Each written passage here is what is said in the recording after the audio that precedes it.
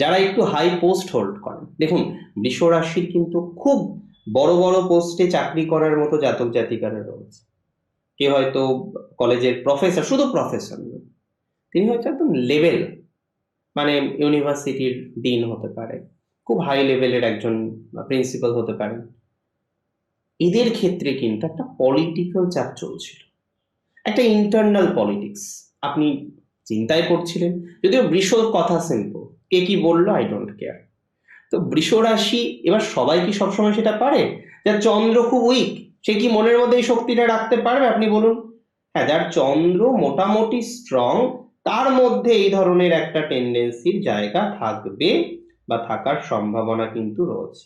সুতরাং এই জায়গাটা কিন্তু পজিটিভ দিকে যাওয়ার সম্ভাবনাটা রয়েছে, এবং আহ, অগ্রগতির সম্ভাবনাটা আমরা অনেক বেশি কিন্তু লক্ষ্য করতে পারবো। Take my surety and assurity both.